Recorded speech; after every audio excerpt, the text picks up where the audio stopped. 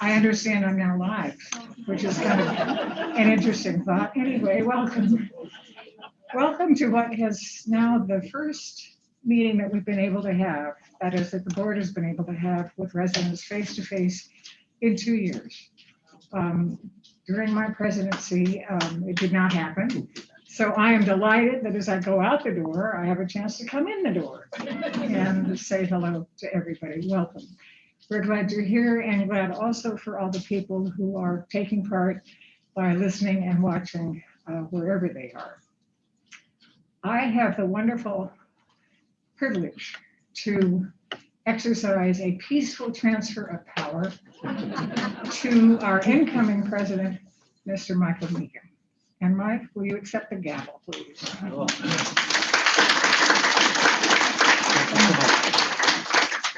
Whatever.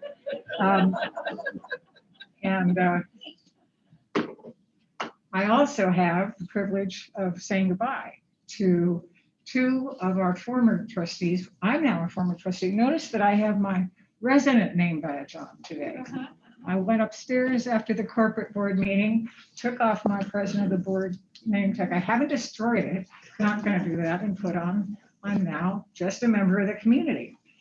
But before I take my seat up there, I have the opportunity and privilege of recognizing and thanking 2 trustees whose terms end this year, David Okamoto and Peter Shapiro.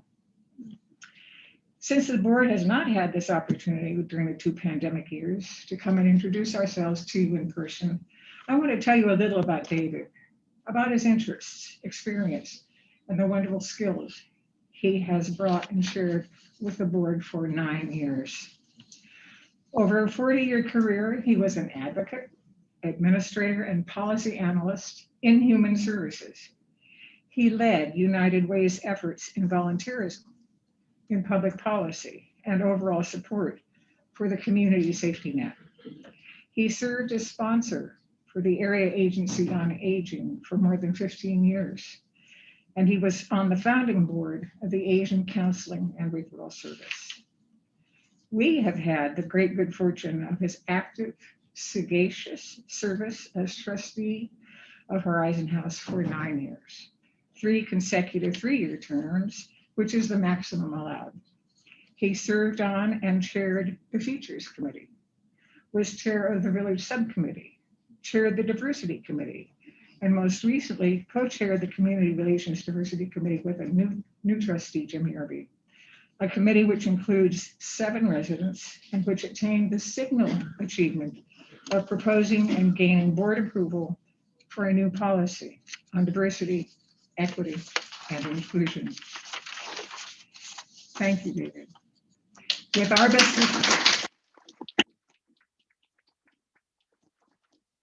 best wishes for your new adventures in retirement and many good times for family, please come up and receive our appreciation gift.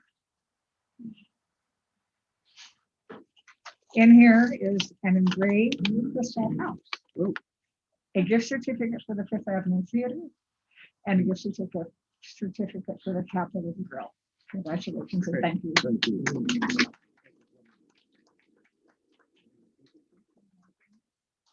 Thank you so much, Ann. You know, when I came here 9 years ago, I was just incredibly impressed by the welcoming I had by Ned Lang and a number of other people in the governance committee, and especially whenever I came into Horizon House and I'd meet people, I was always greeted with a warm smile and how you doing and hello. This is a very special place. It's a very special place. I've been on many, many boards and associated with many organizations, and Horizon House is right there at the top. And it really starts with all of you, the residents. So thank you so much for giving me the privilege of serving you.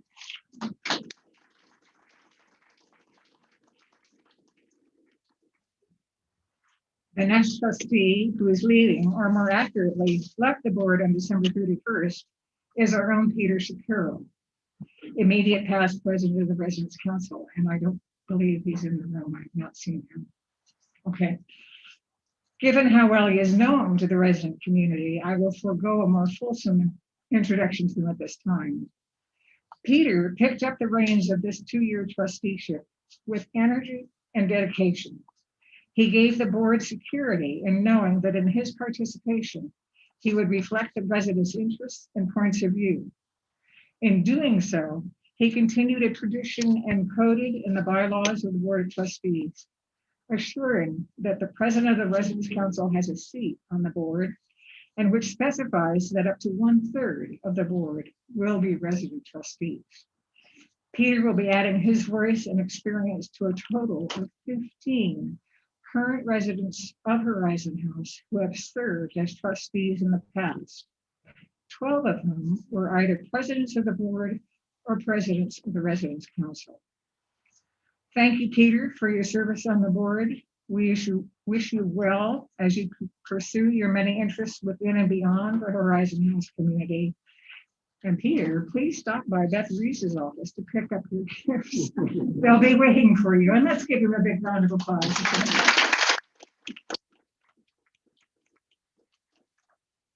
But I'm not quite finished. Well, I got it. I'm going to keep it, okay? Before I turn the program back to President Meekum, I want to express the deep appreciation of the board and the board and residents to the 22 members of our community who are serving or have served on the board's committees, including Community Relations and Diversity, Finance, and Philanthropy. Some of these committee members, as well as past presidents of the Board of the Residents' Council, are sitting with us here today in person, while others are watching the program. Much as I would like to name each and every one of you, I'll forego it. But please join me in a round of applause for our colleagues who serve.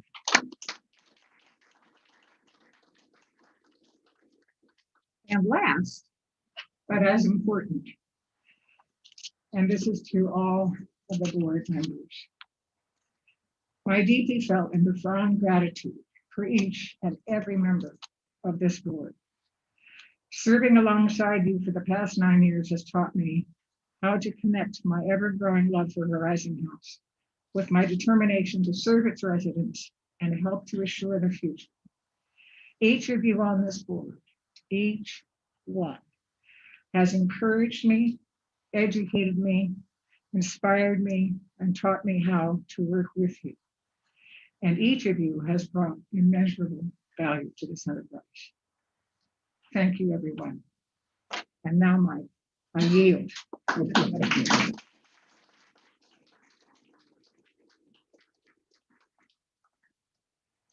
Thank you, Ken. And, good afternoon.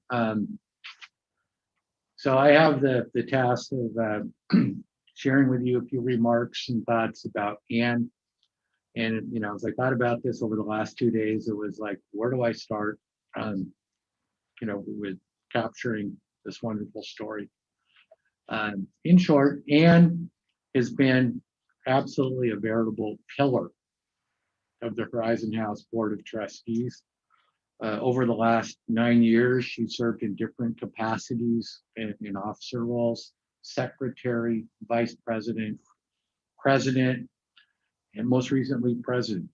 She's given, you know, freely of her time, and she's provided us just all, you know, we're a better place because of her thoughtful leadership and wisdom. When I think of Anne, I think of the heart and the soul of this place, and you know how she's been able to share, you know, give so much to Horizon House. She absolutely will be a tough act to follow. But you know, this really isn't for me a goodbye to Anne, because fortunately, and I'm, you know, very grateful, Anne is going to continue to support us in different capacities, albeit not at the board. I think I'm very thankful and grateful to that. I'm also thankful to Anne for all the mentoring and coaching she's done for me, and now I've been able to grow in my last 3 years as a board member, most recently as vice president of the board, learning from Anne, listening, and she's been, you know, super kind and gracious with her time. Before, again, as I said, this is not a goodbye. Anne is graciously going to stick around and be part of the team and helping us in various different capacities going forward. And she's certainly going to be one of my go-to people as I look for guidance and insight and wisdom, helping lead this wonderful community. And on behalf of myself and the greater community, I just want to say thank you so much for your heartfelt and wise service, stewardship, and commitment to Horizon House over the last 9 years. Thank you.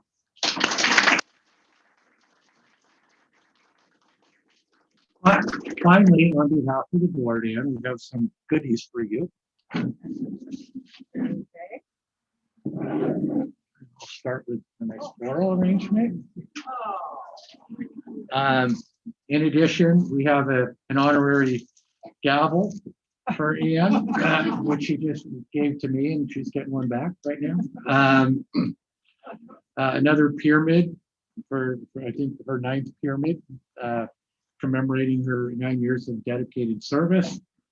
And we all know Ann is both an arts patron and a foodie, so gift certificates for the Fifth Avenue Theater in the Capitol Grill. So, Ann, thank you so much.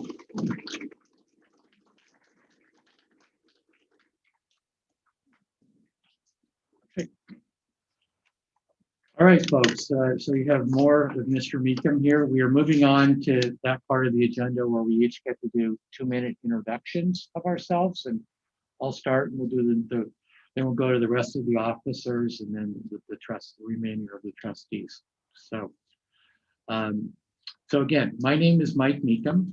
I'm starting my 4th year here on the Board of Trustees. I can remember like it was just yesterday when Sarah and Mike Ostrom approached me, and I think it was November or December. Yeah. Oh, sorry.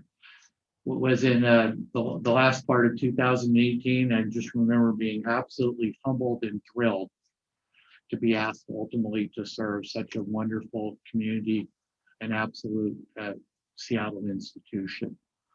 So by way of background, I'm a technology, media, and telecommunications executive. And I formerly worked at places such as Macaw Cellular, Google, and YouTube. And I'm now, as my wife would say, semi-retired. Functionally, I've been in several different executive roles across general management, strategy, finance, and business development.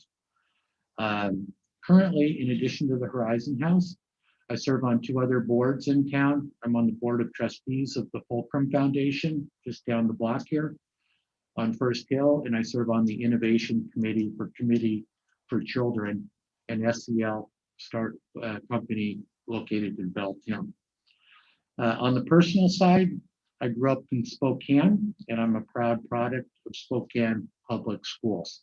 I did my undergraduate work at the University of Washington, where I have a business degree, and later got an MBA at the University of Pennsylvania. I'm an inactive and very much recovering certified public accountant. I've been married for 32 years to my wife, Solange, who is originally from Uruguay. We have 2 boys, Nick and Roger. They're 31 and almost 30. They live in Miami and Nashville. They are single, as far as we know. On a good day, we get a subject and verb in a complete sentence from the Neanderthals. Finally, a few fun facts. I'm a dual US-Italian citizen. My maternal grandfather came to this country from northeastern Italy in the 20s via Ellis Island. I don't speak a lick of Italian. However, Spanish is the first language of my home. And so my wife's a polyglot, and so on any given day, I'm yelled at in 2, sometimes 3 different Romance languages. Finally, in 2017, I had a wonderful experience in that I had the great fortune to walk the Camino de Santiago across northern Spain. Thank you. So finally, I'll just end by saying thank you so much for the opportunity to serve Horizon House.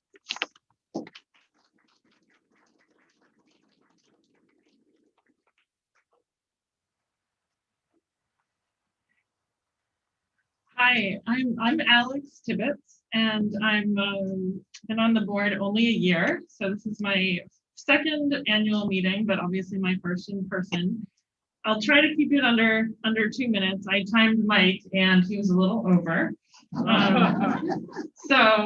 In some of my other capacities, I'm a meeting timekeeper. So.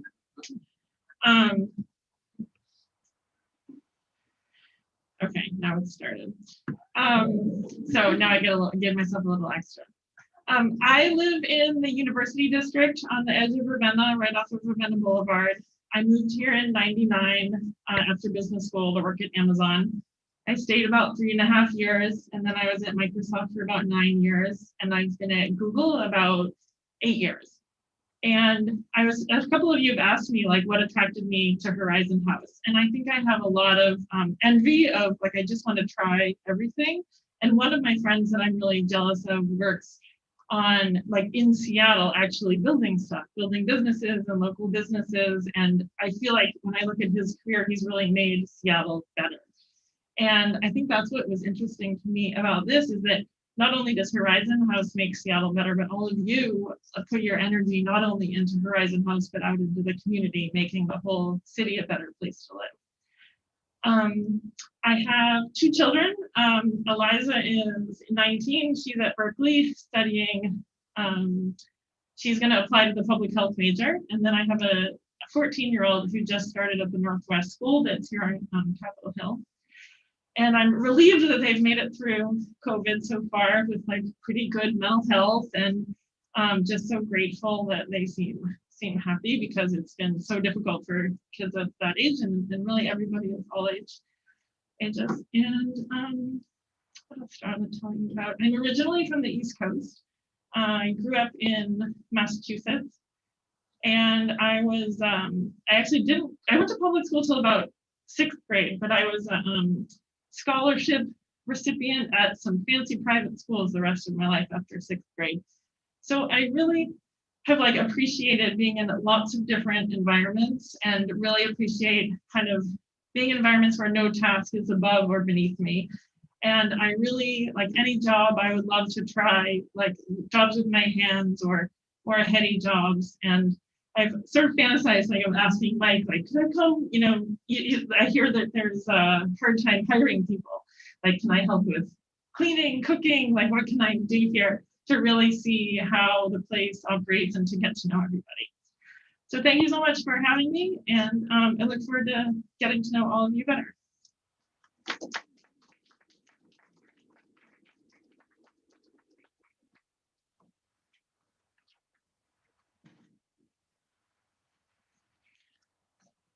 Well, hello, I'm Gary Southerton. I am the pastor of Broadview United Church of Christ, and I'm the United Church of Christ representative on the board of directors.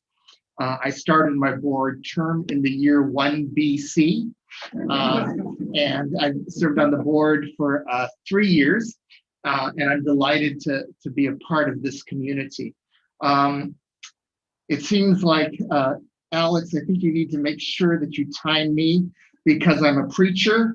And 10 minutes seems like 30 seconds to me. So I have a 35 years of basically begging and saying thank you. I raised money.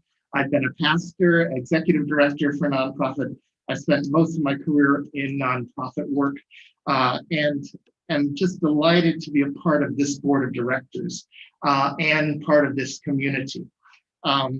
They said, what attracted you to being on Horizon House, to being a Horizon House board member?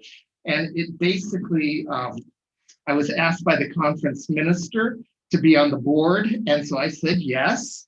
And I also, when it comes to this community, there's so many things that are attractive. Your art collection is unbelievable.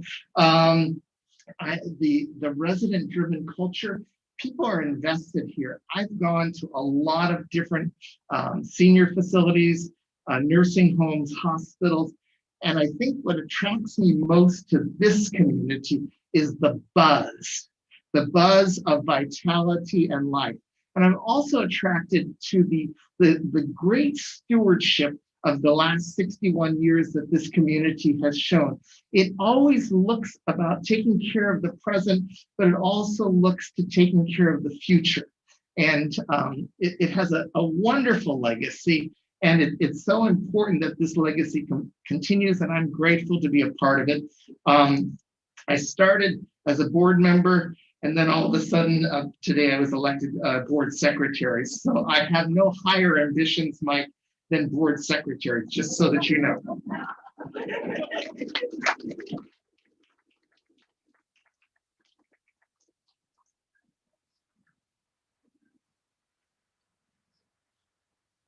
Hello, all. Good afternoon. It's always a challenge to follow a preacher, especially one who's so well-spoken as Gary is. My name is Bob George, and I am really happy to be here today. I'm the treasurer of the organization. A few words about me personally and talk about some of the responsibilities I have on the board. Similar to Alex, I was born and raised on the East Coast of the United States in a small rural corner of Northwest New Jersey. I am married to my high school sweetheart, and glad for it every single day, because much like all of you with respect to the Board of Trustees, she keeps me on the straight and narrow. My education is primarily in, am I too far away? Speak up. Okay, okay, there we go. Keep me on the straight and narrow. Is that better? Let's see if I move this up a little bit here. After graduating with my MBA in finance and accounting, I've kind of gradually drifted westward. After, I should say, I went eastward first for a year or so in Brussels, Belgium, working with the European Economic Community. And then moved west from Northwest New York and then Northwest Pennsylvania, and moved to Seattle with my family in 1997. And at that point in time, our children were very young, and my wife and I figured we would be here until I retired, and then we'd move back to the East Coast. But both of our children grew up to be confirmed Northwesterners, and told us a long time ago that we're not going anywhere. And so my wife and I are not going anywhere either. My business career is primarily focused in finance and strategy. My relationship with Horizon House actually began in 1914, or 1914. Yeah, that makes me very old. 2014 with a phone call from Bob Klein, who many of you are familiar with. Bob was on Esterline Technologies board for a long period of time, and we got to know each other quite well. And he asked me in 2014 if I would be interested in joining the finance committee for Horizon House. And as many of you know, who know Bob, when he asks something, the answer is usually yes. And that's what I did. And then in 2017, I was asked to join the board. And upon Bob's retirement from the Board of Trustees, I became the chair of the Finance Committee. And then upon Ned Lang's retirement from the board, I was asked to be the chair of the Audit Committee. And over those years, my appreciation and just total in awe of Horizon House has grown constantly. And rather than talk about myself, I'll just live a small story that my wife tells every time we are together with friends and we talk about Horizon House. Oftentimes she'll attend, she'll come down with me for board meetings, and she'll wait out in a social area out there, and she'll be sitting out there with a cup of coffee or whatever and reading something. And within a very short period of time, someone will come up and sit down next to her and start talking to her.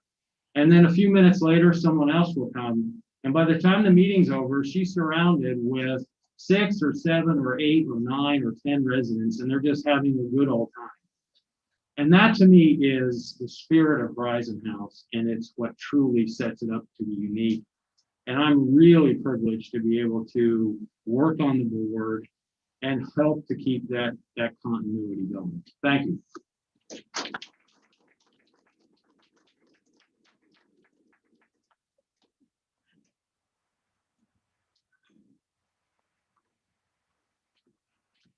Good afternoon. Many of you know me because I'm George Counts, and I have lived in Horizon House for 6 years. Comfortably, thinking that I would not need my long put aside infectious disease skills ever again. And then along came COVID, and I spent 15, 16 months every day involved with Mike, Laurie, and all the team here dealing with COVID. I had a 35-year career in the health field. I came from Oklahoma, trained at Iowa and Ohio State, actually where I met my partner, Sue Mitchell. My career was spent at the University of Washington, the National Institutes of Health, the Centers for Disease Control in Atlanta, and the Fred Hutchinson back here in Seattle. After I retired, I got interested in doing things other than healthcare. So I decided to become a wood turner, and I spent 10 years learning to be a wood turner. I got involved in community life here in Seattle, the Queen Anne Community Council and all the Queen Anne neighbor organizations. To me, my most important claim to fame is that I started the Queen Anne Farmers Market. It is considered the top farmers market in the city. In my time here at Horizon House, I just spent 3 years on the Residence Council, and it was the most satisfying times of my stay here. Having an opportunity to now get involved with the Board of Trustees allows me to continue to feel that I can contribute something to this wonderful, wonderful organizations. I'm very proud to be a member of the Board of Trustees. Thank you.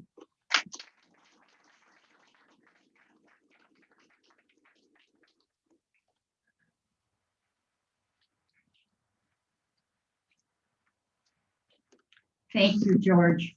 We are very proud to have you a member of our Board of Trustees and the other new members as well. My name is Jan Horiston, often known as the sister. Because every time I walk around, where are my sisters? And I'm very pleased to let you know, those who don't, that my sisters are Mary Ann Anderson and Shirley Colas, and I'm not sure I see her. But, anyway, it's been great fun. My husband Bill and I moved into Horizon House almost 2.5 years ago, October of 2019. And there was just no question that we were going to move here. First of all, having my sisters here 6 plus 10 years ago, I've been coming frequently, Bill and I both. And so we knew very well what Horizon House was like pre-COVID. And it's amazing to me at how well we really have done in keeping the same spirit and the same buzz as much as possible during COVID. And I hand it to all of the Residence Council in particular, for continuing as many of the committee activities as much as possible. I mean, it's just been amazing. But another reason that I knew I wanted to move into Horizon House is that I have been in a singing group for 8 years now, and was the scheduler scheduler of our performances at other retirement homes like ours. And so I got to know the staff there, but most of all, I got to know some residents. But we would come, we're the Rolling Prone Singers, and we have performed here several years ago.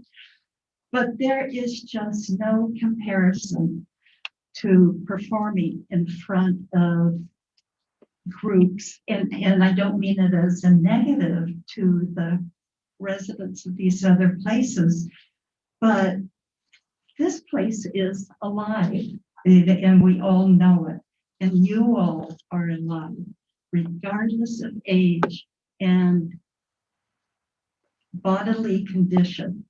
Our spirit is there. And boy, I feel so pleased.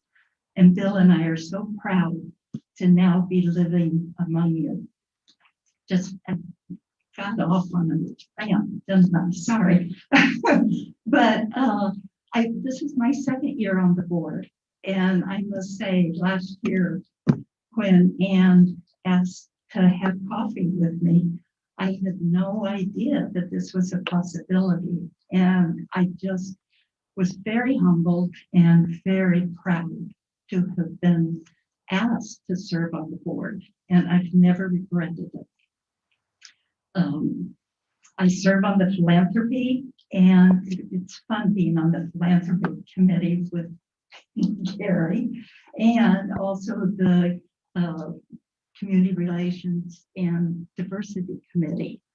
And that's another way that I feel like I'm getting to know so many more residents, is through the wonderful committees, particularly associated with what I'm doing on the Board of Trustees.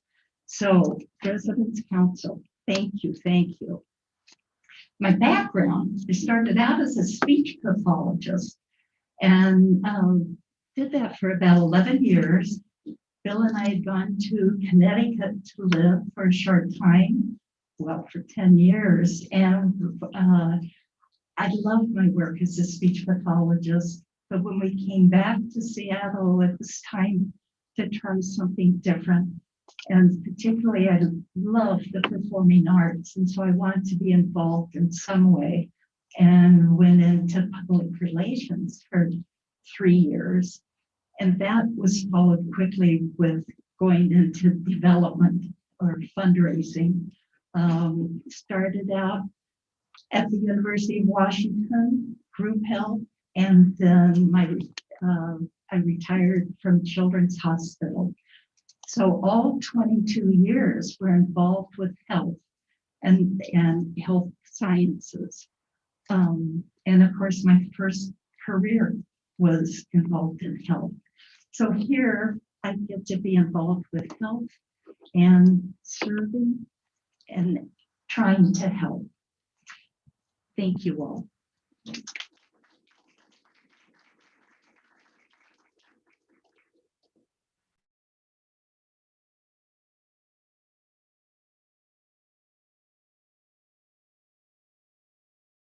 Susan? Hey, Susan, we're going to unmute you in just a sec. And then if you want to go ahead and speak. Okay, can you hear me now? Okay. Oh, Next speaker, sorry, Susan, is Susan Duffy. thank you. Can you hear me? I know we have a tricky microphone situation, and I thank you all for bearing with me being remote. My husband and I are hoping against hope to be able to leave for London very shortly, and basically I'm just keeping myself shrink wrapped so nothing happens to derail that. So as my name is Susan Duffy, and I actually grew up in Seattle, as did my mother and her mother.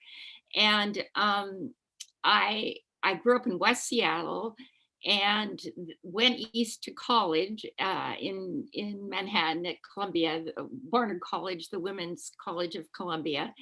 but then returned to Seattle to live because no place else feels like home for the long run.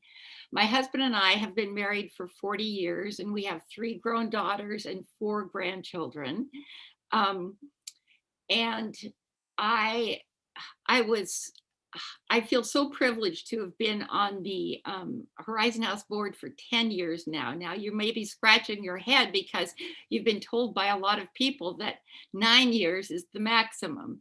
And I think the reason I am in this outlier situation is that I had a couple of leaves, one to live in London for a year and one for a health matter that's all worked out very, very well.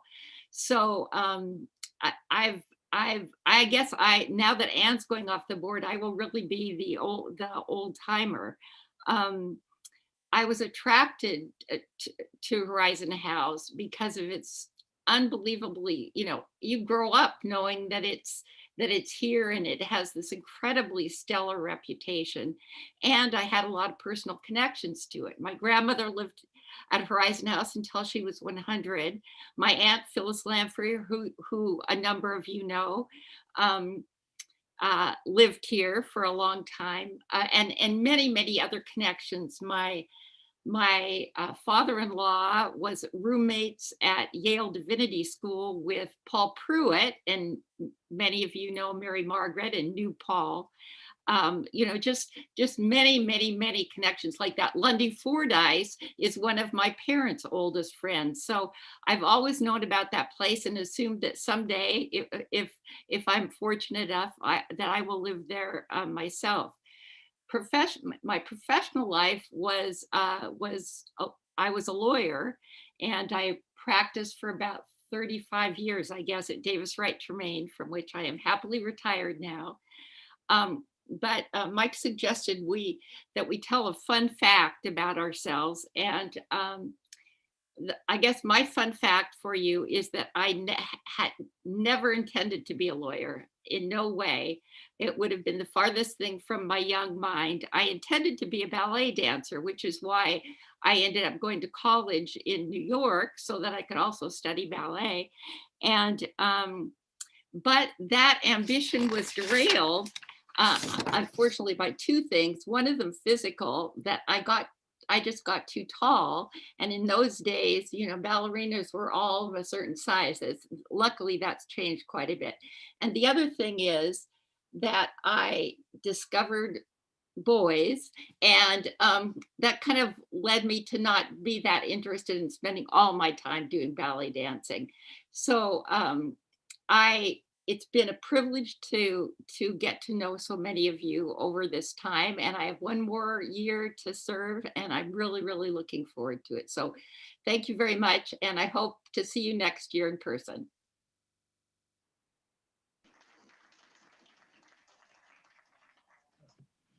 Good afternoon. I'm Tom Garland. This is my 8th year, just finishing my 8th year, so I'm coming up to my 9th year, last year on the board. So we've been through this together a time or 2 before, so I'll make this very brief. My background is business. I started my career in accounting, kind of transferred from accounting into data processing, and from there to operations, and ultimately to president and CEO of a company. But the coolest job I ever had was a company that imported personal care products, soap and skincare products from France. Which required me to travel frequently to Provence. So, out of everything else I've ever done, that was actually one of the nicest. But on the personal front, my wife and I have both been married before. Between us, we have 6 kids, all adults, all of which made it through college, believe it or not. We have 7 grandkids, and they're spread all over the country. So we spend a good deal of our time these days traveling from one end of the country to the other. My time that's a lot of fun. And some of our grandkids, by the way, are new. They're like 6 months old. So we've still got little ones. In terms of my time with Horizon House Board, I was fortunate enough to be the chair for 3 years of that time. I preceded Ann and I followed Jim Fitzgerald. So I'm kind of sandwiched in there between between a couple of really good board chairs.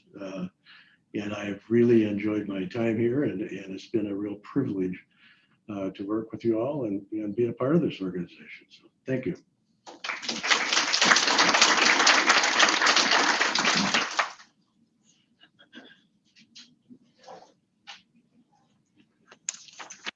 Most of you know me already, but I'm the new member of the Board of Trustees by my position as president of the Horizon House Residents Council. And I look forward to serving on the Philanthropy Committee again this year, especially after having spent last year as coordinator of the council's Employee Recognition Fund. Very rewarding experience. My primary career began in 1972. I was invited to join the Office of Admissions at Whitman College in Walla Walla, and I retired as associate director, serving after 21 years. In 1993, I was invited and served again briefly on contract with Pitzer College in Claremont, California, to reorganize their admission office. I've served on 5 college boards, 3 church-related boards, and 1 homeowners association board. And here at Horizon House, I served as director of the Monday Market for 3¼ years, and on the Residents Council now for my 6th year. Just an aside for fun, upon retirement from Whitman College, I was employed as wedding director for the Corona del Mar Community Church Congregational in California, which is a popular venue for celebrity weddings. And among the almost 200 weddings I directed was the marriage of Joseph Patrick Kennedy III, the grandson of Robert Kennedy, and he's currently serving in Congress.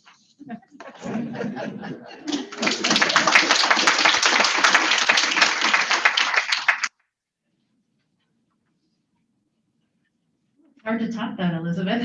Well, my name is Janelle Johnson. This is my very first board meeting.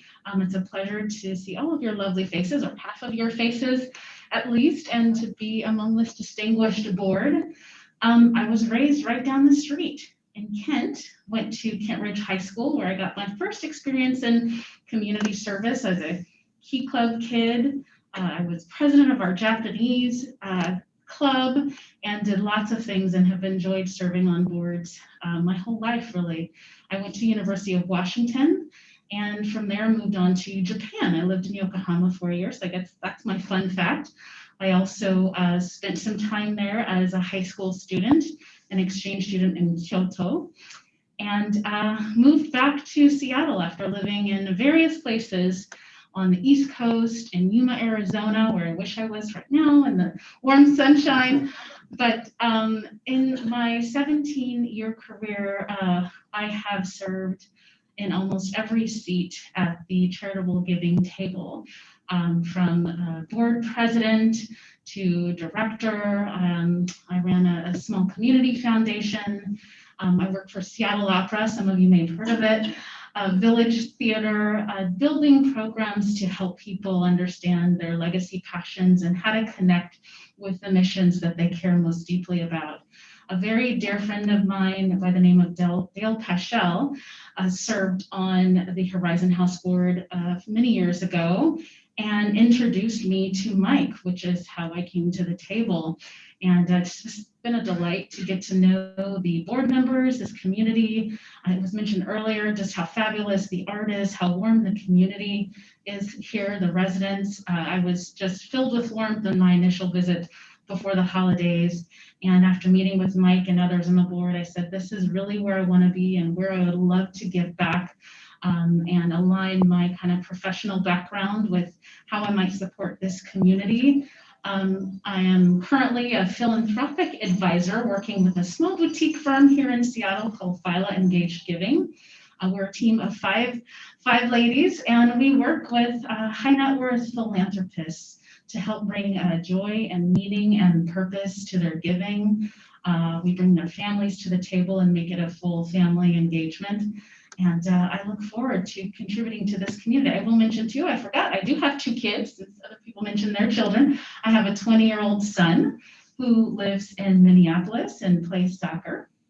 And I also have a 25-year-old son who served 5 years in the Marine Corps and now lives in Lake Stevens and works for Google. So really nice to be here again, and thank you for having me.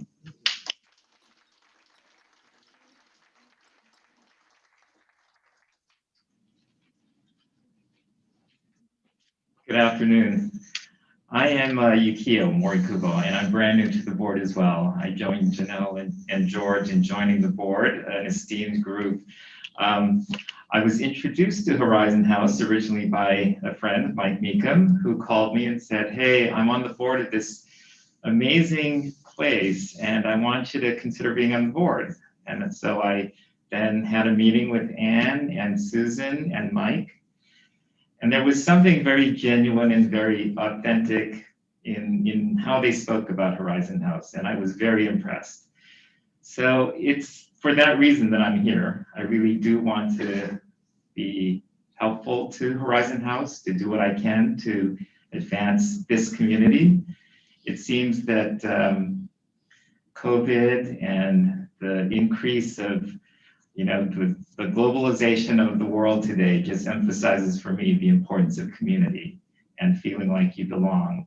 And so it's that feeling that I sensed with that when I met with Anne and Susan and Mike that I hope to encourage here and promote.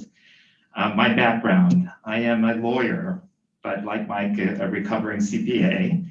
I went to law school assuming I'd be a tax lawyer. And I tried that for a time at a law firm downtown called Perkins Coie. It was fun, but it was ultimately not as exciting as traveling the world. And that's where I met Mike. We were in the international group of what was then AT&T Wireless.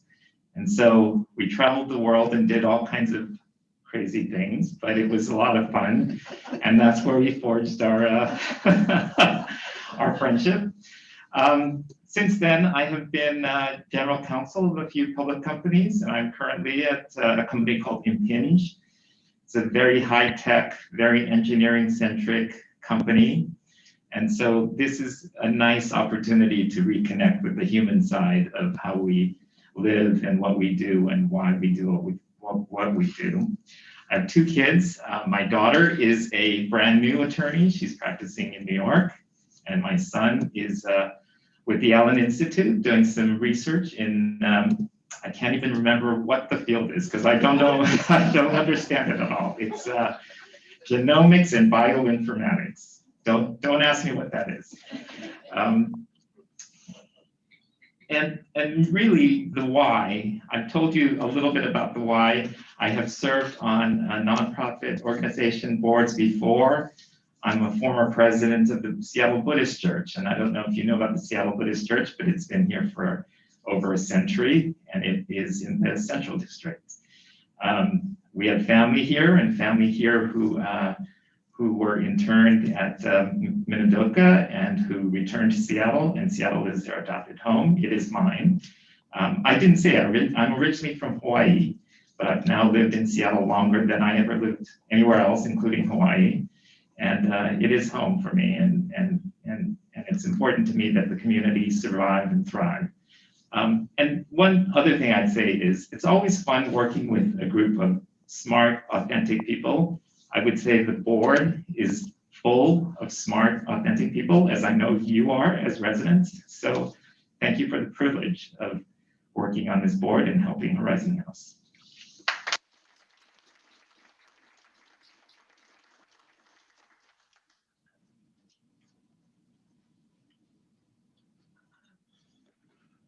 Good evening. Thank you all for being here. My name is Jim Yerby. I've served on the board for 5 years. I was invited to consider joining the board by David Okamoto.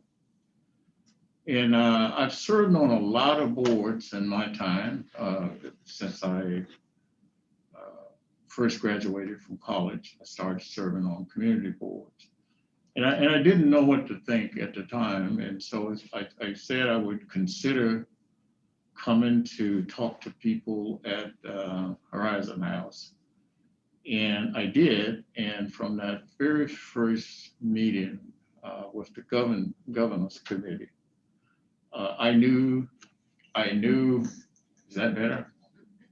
I knew this was a special place and somewhere that I would enjoy serving. And I'll tell you, ever since that first day, I've enjoyed it. I've enjoyed meeting residents as well as my time with my colleagues on the board, which is an amazing group of very smart people who really want this Horizon House to be the best that it can be. So that's what I can tell you.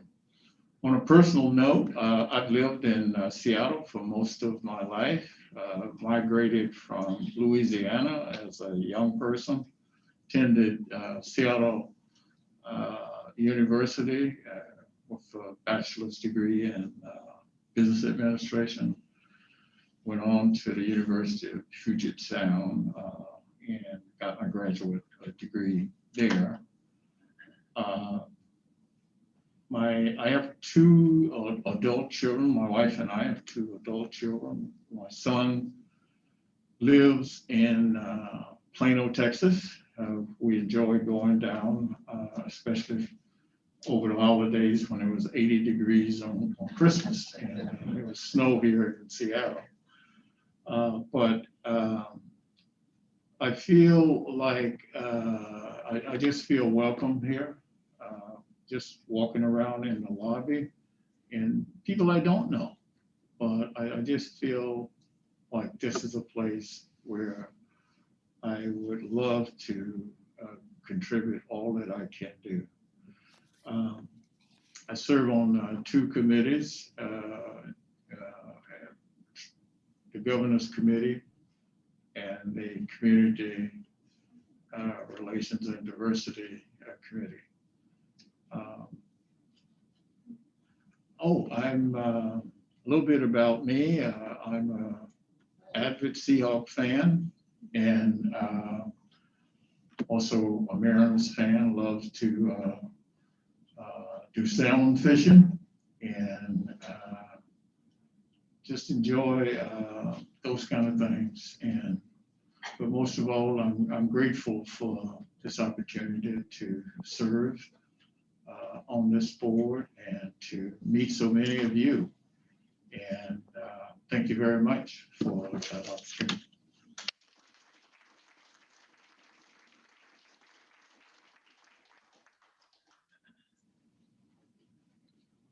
Well, for those of you that are worried about a lot more introductions, we are doing this in alphabetical order. My last name is Zeitz. So I joined 3 years ago. I know Mike from a business group, and it was just got introduced to the community. I grew up here in Seattle and knew of Horizon House. I didn't know where Mike worked was Horizon House at the time, but he told me about this organization and the community, and I was intrigued by the opportunity. For me, it's an opportunity to grow and learn. I learned from my board member peers, and then just my exposure to the community. It's I've been in business all my life, and it was all my adult life, I guess.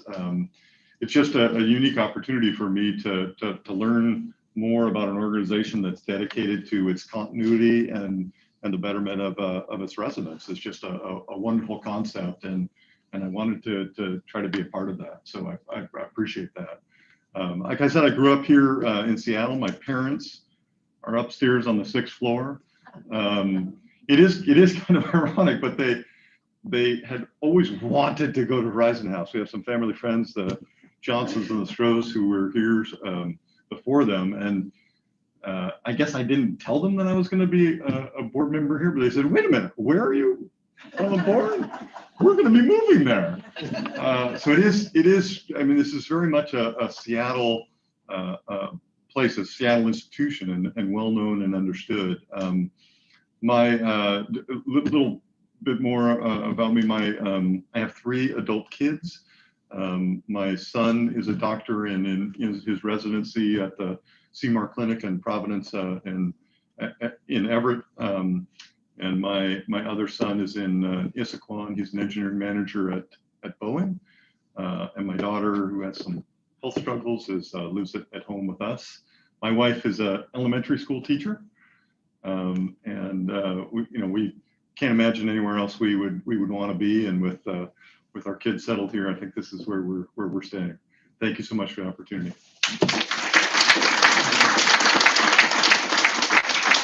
Thank you, Harold, and everyone for your intros.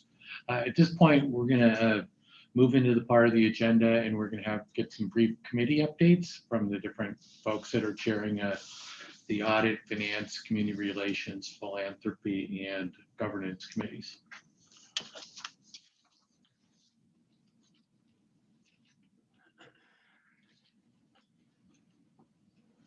So just a few words on the 2 committees that I have the privilege to chair, the Audit Committee and the Finance Committee.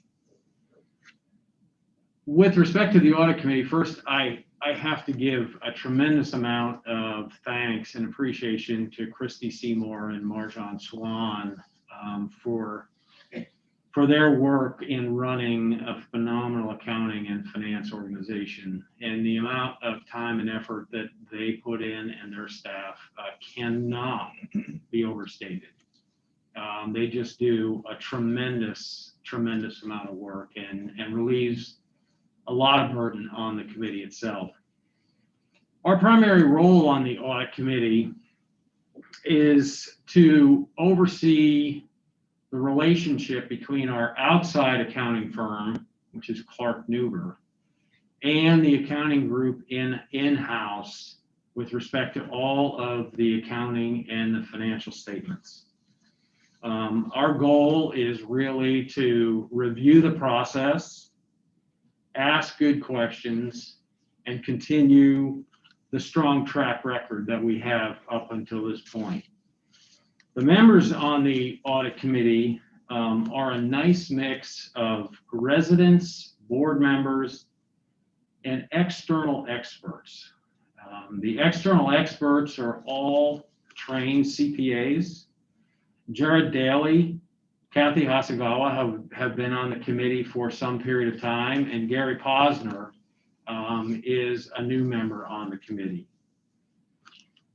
Jim Fitzgerald, who most of you probably are familiar with, he has been on the committee for a long time as a resident. And then Mike Ostrom, Christy, and Marjan provide excellent support from the staff. On the Finance Committee, quite frankly, the Finance Committee carries a very significant workload with a regular slate of quarterly meetings and a very long agenda. And again, I'm going to repeat myself, but there's no way that the work of the Finance Committee could be done without an immense amount of time and effort from Christy. So Christy, thank you so much. The Finance Committee charter really focuses on 3 specific but very broad areas: fiscal policy, budget development, and operating performance is one. That's just one area. Financial management oversight and investment policy are the other 2. And it is a very serious workload. And I'm very pleased to say that the members take our responsibilities with an incredible amount of attention. And again, we have a very deep and experienced committee with residents, board members, and outside experts. Bill Anderson and Jim Fitzgerald are our resident members. Gary Posner is our external member. And then Tom Garland, Mike Meekum, Lori Warfield Larson, Alex Tibbetts, and I are the other members of the board. the committee, excuse me. Fundamentally and simply put, the role and the challenge for the Finance Committee is to review, study, and ask very good questions with all aspects of the Horizon House financial structure. And as you are aware, the Horizon House team has done an exceptional job of managing through these crazy times. And we would like to keep that solid foundation going forward. Thank you very much.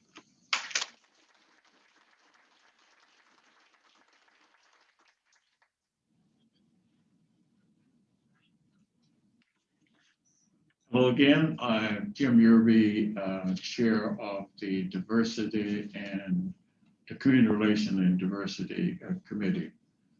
And I want to, we have 10 members. The outgoing president, David Okamoto. David, thank you for your work on this committee.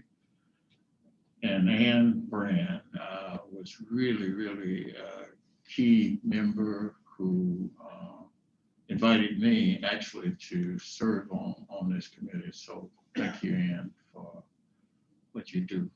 And Jan Horiston also is a member of the committee, and Jan is so excited and dedicated to this work. So thank you, Jan. There are also a number of other members that I would like to acknowledge. Bill Anderson, I think I saw Bill earlier. Hi, Bill. Bill is just an amazing person who asks very deep and serious questions and calls us all to think about where we're headed and how we're going to get there. So thank you, Bill. Mary Mullen, I didn't see Mary, but Mary is, oh wow, Mary, I did miss you. She was so close to me.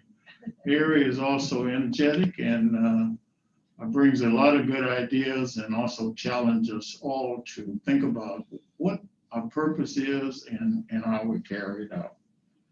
Nancy Robinson is also another member. I don't see Nancy. Joan Singler, another wonderful, energetic member who brings a lot of energy and enthusiasm to our work. Laura Riese is also another member. Jeff Gradson is a member of the committee. Jeff, thank you very much for your service and for what you do for this committee. And then finally, I think Karen, I'm going to make a mistake here with her name, Perot, I think. Parade. Thank you so much. Wonderful group of members who really bring energy, engagement, and enthusiasm for this work. Two charges, community relations. The committee is charged with reaching out to community organizations and inviting them to get to know Horizon House, but also for us to get to know who they are and what they do. And so we do grant making, and we reviewed 10 organizations' applications for support from Horizon House and funded 10 organizations for a total of $50,000.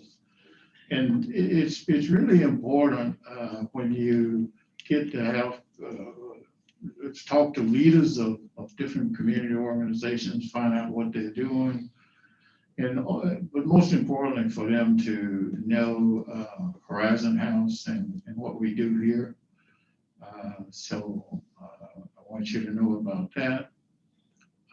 The other part, the diversity, the committee crafted a diversity, equity and inclusion policy and recommended the policy to the board.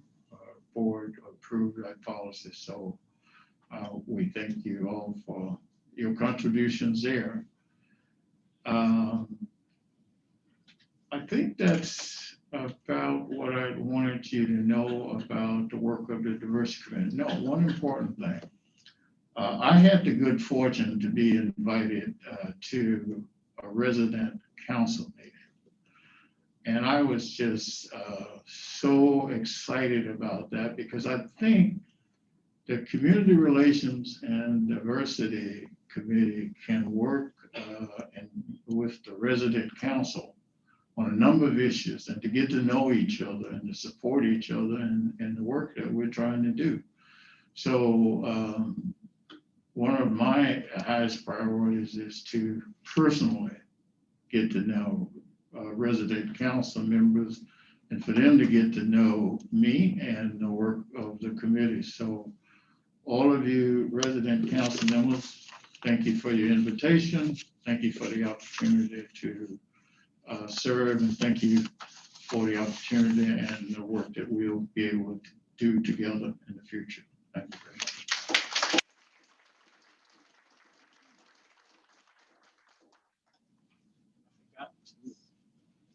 Susan Duffy is next. Forgive me, Susan. No. Okay, so is my mic on? Yes, okay. So I chair the governance committee, and the overall charge to the governance committee is to assure the continuity and effectiveness of the board now and into the future. And in aid of that objective, we do a number of things.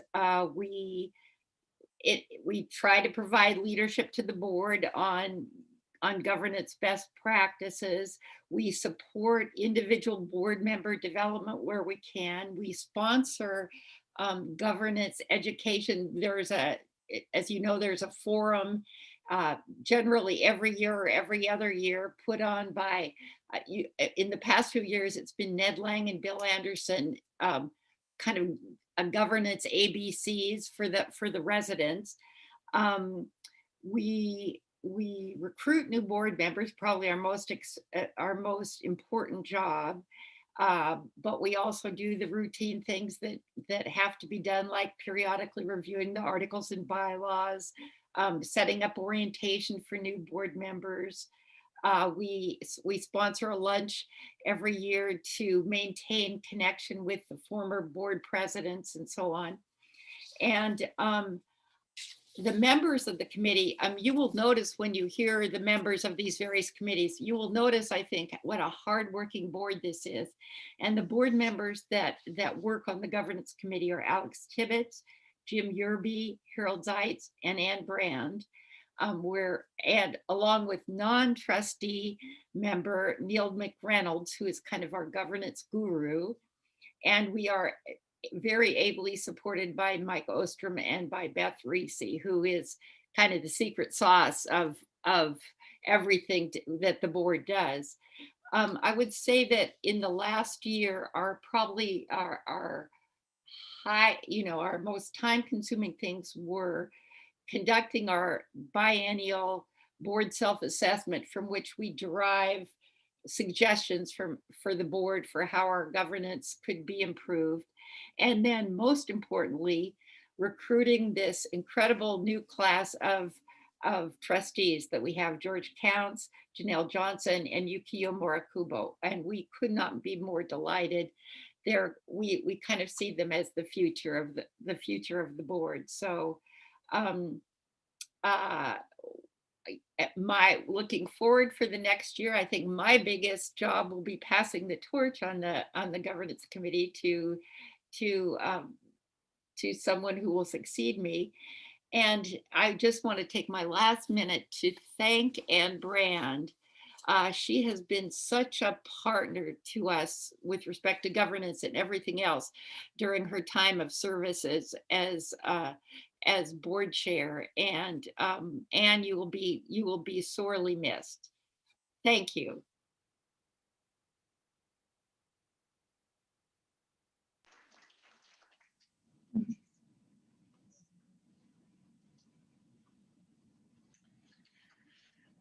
So I'm looking at the clock, and I don't know if this is by design or not, but I want to make sure we do have time for questions. And so just a quick overview of the Philanthropy Committee. The Philanthropy Committee has been an incredibly successful committee, and it's undergirded by the staff, the philanthropy staff here at Horizon House, who's done just a marvelous job. Mike mentioned at a meeting earlier today that the endowment had grown from $7 million to its current $28 million because of growth, but also the tremendous generosity of people giving to this community, making sure that others can enjoy this community, but also that this community will have the financial wherewithal in terms of ensuring the future. So that's such a huge part of it. I do want to acknowledge members of the Philanthropy Committee. And so Jan Horiston, she is a trustee, and she's on the Philanthropy Committee, has a wide background in raising money and philanthropy. We get our legal services by David Greenberg. He is just a real asset to the committee's work. Janelle Johnson, I'm delighted that you're joining our committee as a board trustee. I'd love to hear more about how your work of ensuring that there's a future with people of wealth to be able to ensure the future according to where their values align. So thank you. David Robinson has a family member that lives here at Horizon House, and he's on the committee. Anne Brand, she insisted that even though she's stepping off the board, she wants to remain and be connected on the Philanthropy Committee. I mean, just think about this. Someone who's spent 9 years on the board of directors, the first thing she wants to do when she leaves is make sure that she's on a board committee and it's philanthropy. You know, that's crazy, but it's wonderful. So thank you. John Ginnett is a resident here at Horizon House. He's on the committee. Elizabeth Hoover. Oh, where is Elizabeth? I thought I saw her. Yeah, right here, Elizabeth. Were you the one that thought you were no longer on the committee because you were on last year, but as soon as you became president of the Residents Council, you're automatically on the committee. So this is like, it's the whole world of philanthropy, that once you're in it, we have you and you cannot get away. So Nancy McReynolds, thank you for continuing to serve. She's on the Residents Council as a representative. And then we have Bryce Seidel, who also has a family member here. And again, these people that either live here or have family members here, they bring so much to us understanding the vibe. I do want to mention that in my introduction, I think I was, as a preacher, one of the shortest in terms of that, because I was so intimidated by Alex's timekeeping that I forgot to mention my husband of 16 years, and I'm a lifelong resident of Seattle and live in the Green Lake area. And so I know this place because I was at Plymouth Church for 8 years. I know many of the people that live here. I'm proud of the UCC roots. I know it has UCC roots because it has 1 million committees. And so, and that's just, that comes, you can thank the UCC. If you want committee work, this is the organization to be connected to. Thank you.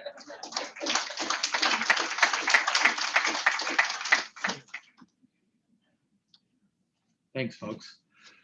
So we're pretty close to being on schedule, which is great. At this point, what we'd like to do is open it up for about 10 minutes of Q&A. And then we're going to follow that up with a little meet and greet and mingling after the Q&A here. And yes, sir.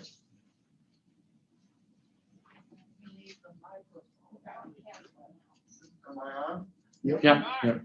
I'm Gordon Oriens, a professor emeritus of biology at the University of Washington. I've been living in Horizon House for 4 years now, and all the wonderful things you said about it are true. In keeping with the spirit of the afternoon, I was married to my college sweetheart for 55 years. Wow. I have 3 children, 7 grandchildren, and 1 great-granddaughter who lives in West Seattle. But that's not why I want to say anything.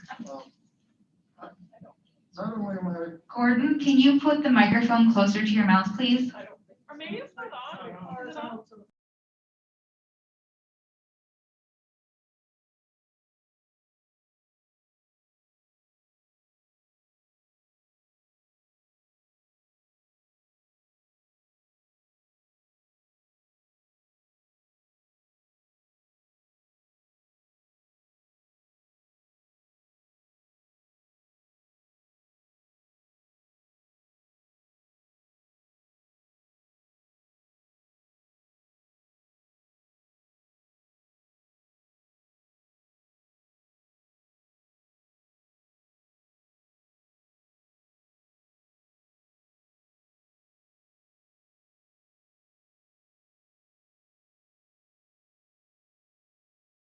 place.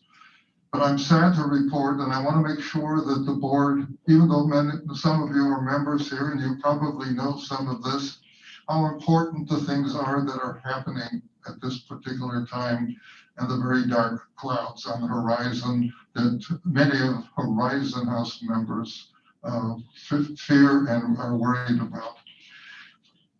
For a long time, the understanding was that we were going to build the future Horizon House by improving the buildings that we had and not expanding. And that was the understanding that we all had.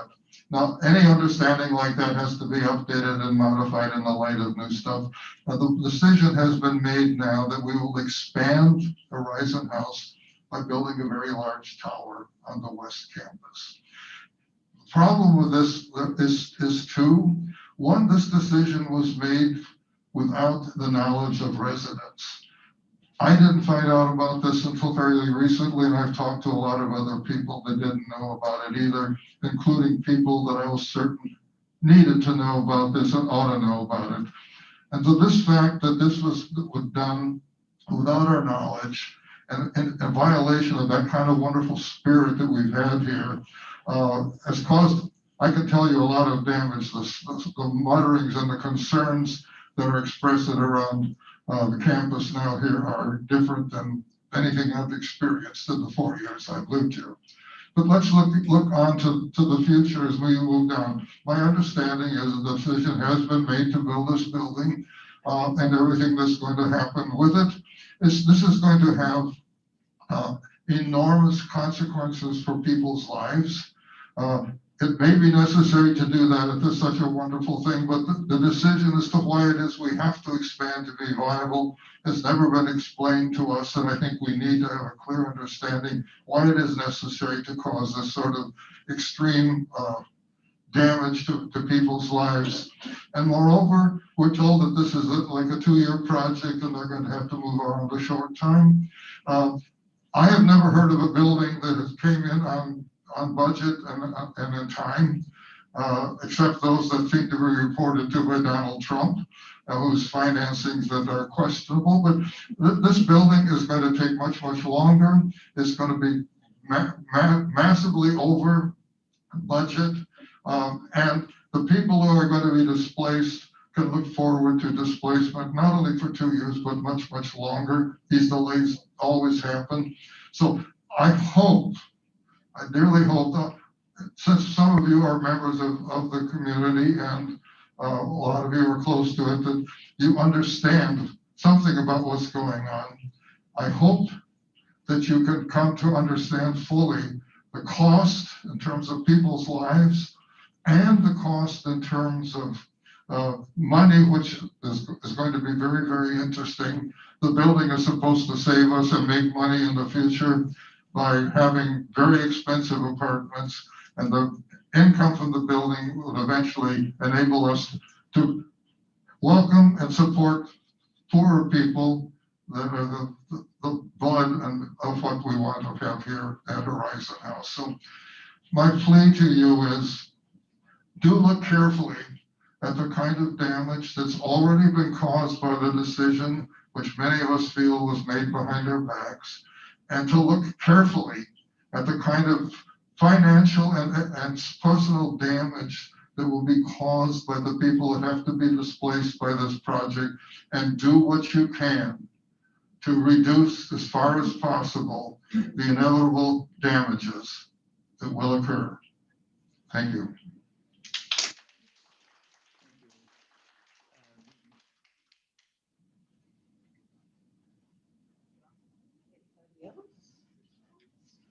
I have one over here.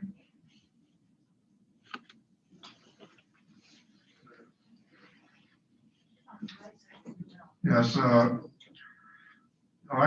have a question on the same line, and that we're already had apparently embarked on a big remodeling project in the older part of the present house. And I was wondering how much thought has been given to the impact of both having probably two big construction projects going on at once, and the other being the fact that if we expand the population of Horizon House by something like 25% apparently, then how does this impact the remodeling that's done? Will it be adequate to do, serve this larger population? And so these are some of my concerns about that. Thank you. Yeah, so just a few comments on that. One, I want to touch on some of your observations too. For this count, as Mike communicated in his meetings to y'all, there's three things that we want to get done in this calendar year, and I'll call those as conditions precedent to moving forward in earnest, and that they really revolve around feasibility. Closer to the mic. I'm sorry. Feasibility in terms of the design of the building and all that entails in terms of what expanded services might look like to support an expanded resident population. Two, we're clearly gonna, once we have a better sense for that, really sharpen our pencils in terms of the financing piece of this. And thirdly, and really importantly, we're separately gonna be commissioning research to really validate and support our enabling assumption that there indeed will be robust demand for what we're building here. Okay, and so those are three things that we're doing this year as part of what I'll say more broadly, feasibility and conditions precedent to moving forward in earnest with this initiative. No, I'm next. I didn't hear, or maybe you mentioned this. I think. Wait for my, It's Joyce's it's turn. my turn. Okay.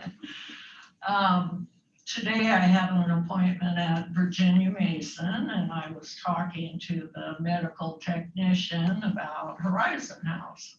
And she said, "What do you think about it?" And I said, "Well, I moved in 6 years ago after being on the list for a while, and I couldn't have been happier.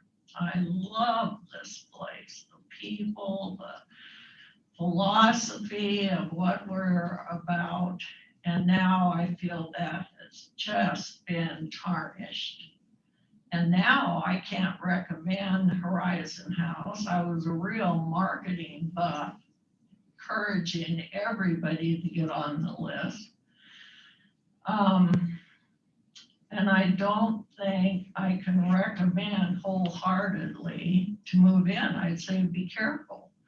They're going to build this huge tower right in the middle of Freeway Park for what?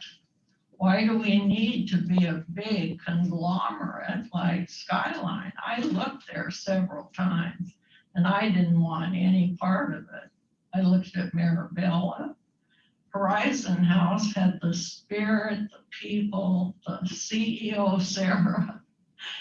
And I'm just now not that big a fan, and I'm not going to contribute anymore to Horizon House. I'm sorry.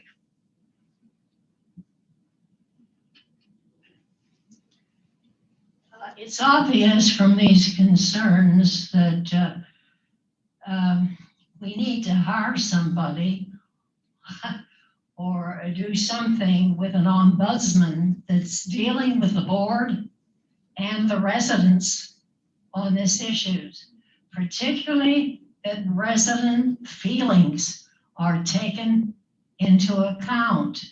I have mentioned before the name, and I'm not suggesting that he do this, but a few years ago, we had renovations in the West Wing where there was newspaper all on the windows and the rest. There was one person who dealt strictly with resident upheaval.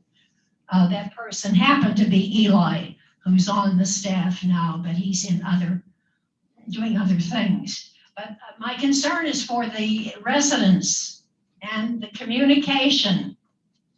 And you struck me as somebody in meeting you just briefly, that you're interested in that. You've got to have the communication, not only through the chief executive. I mean, that's important, but you've got to have it these other ways. Do you understand? Absolutely, Olga. And in fact, we had this conversation earlier today on this exact point. In our internal meeting, I've separately had that conversation with some fellow board members as well as Mike. And I can assure you, as part of the engagement and outreach, which Mike spoke to in a memo to the community on Friday, that will include people that are engaging with you across the community, to a certain extent the board, and certainly the leadership team. We want to listen and learn and engage, and importantly, listen to understand. Question here. This is Irving Williams. I'm not a lawyer, I'm not an accountant. I used to be an engineer, but I do have a background. I have an MBA.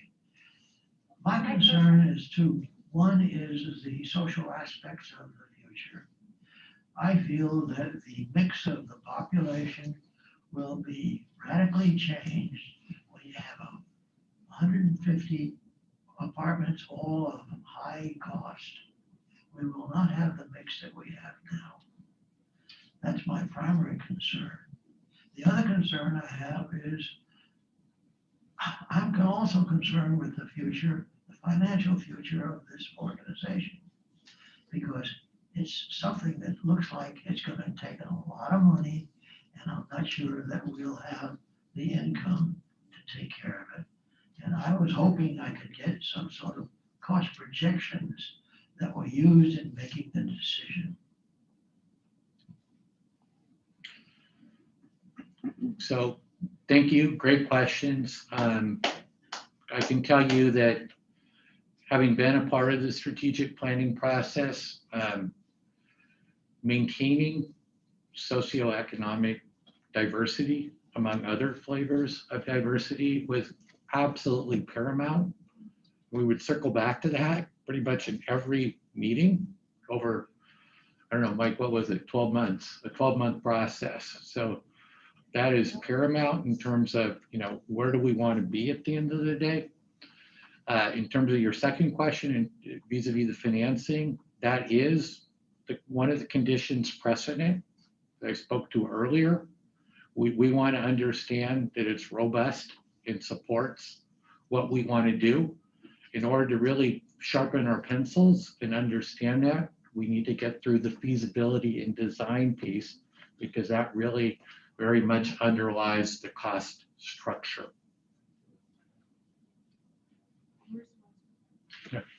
Is there any chance that you would rethink all of this?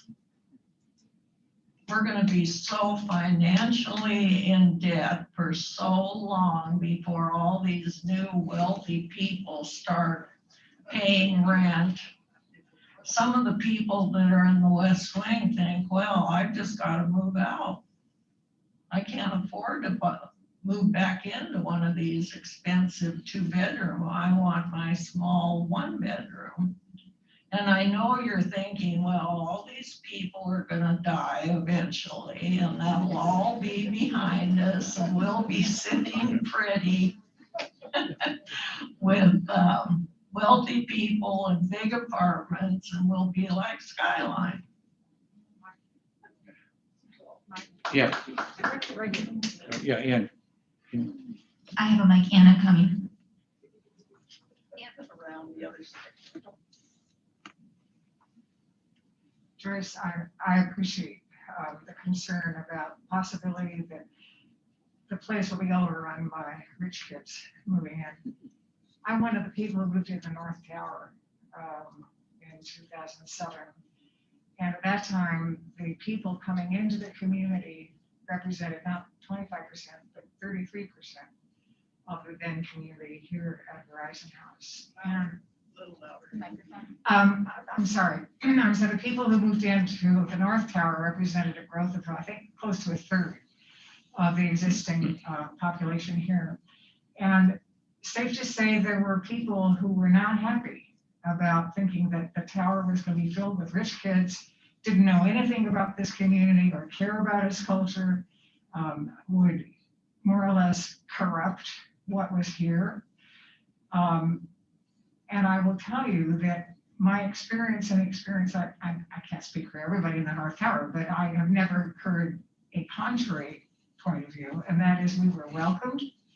We joined in to this community. We were, there was a whole committee of existing residents that went out of their way to welcome us into the community, and I don't think we've harmed the community in becoming part of it.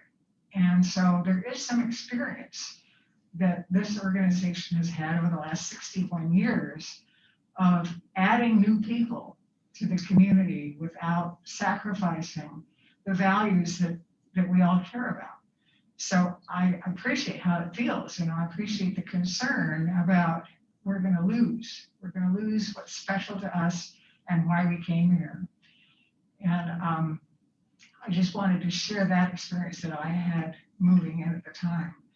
And hope that will somehow or other offer an alternative scenario for what's likely to happen. It's possible. I live in the North Tower, so Anyway, I don't want to argue. I'm just saying that was my perception. Thank you. We have time for one more question. Thank you. The thing with the North Tower is no one had to move out. It didn't affect anybody that was living here. I'm not sure I've got the numbers correct, but when North Tower was put under construction, 92 people who were part of our skilled nursing facility, which we then had, and the people in assisted living who lived in the area of the campus that became the North Tower, all of them moved, and they moved as a group. And I'm not saying that's a good solution. I'm just saying the experience was there and is part of the history here. It did not impact the community in the same way as the West Tower would if it or will if it's built. But there's some experience with that, with how it is in a community to do that. And it's not anything that we want to have happen, but if it does happen, it's something that we can manage well. And that doesn't mean people. I'm not advocating it as a good situation for anybody. I'm just saying it is true that we've been through this before. Yeah, last question right here. Yeah. Yes, thank you. Not a question, but a comment. I don't think any of us sitting out here have any idea of the time and energy and the expertise that you all drew on to get us where we are right now. And what I'm hearing often is concerns based on ignorance of what you all have done and are doing. And certainly we all have our own individual concerns. Certainly we all, I believe, understand that change is a fact of life. It has to happen. It's going to happen. And And I, for one, have a little sense about what you all have done and where you're coming from and your desire to move us forward. And I think we have to look at this as how it affects us individually, but also the future here. I mean, the future of people who are coming in past us. And I think we have to balance that.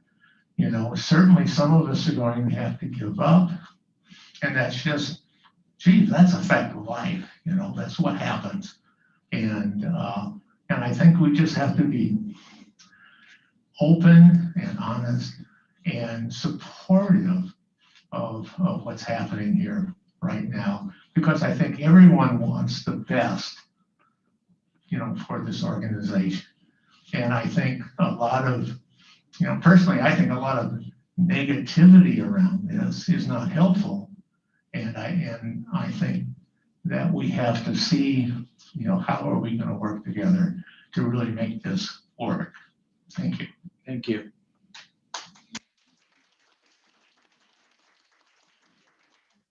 Yes, I would just like to make a short comment. When I was 15, I had a lifetime crisis with the disease, and I remember writing, and it has served me my 86 years, and it was, you're either growing or dying. And I meant that mentally, physically, in every way. And I think we have to look at Horizon House the same way. And we all love what we have, but we don't know what the change is going to be. And that's always a little scary. But we have to look at the careful planning that's been done, the work that's been done, and say, what is the best step for everyone to make sure that we keep growing for the world that's growing around us. Thank you. Thank you. Thank you.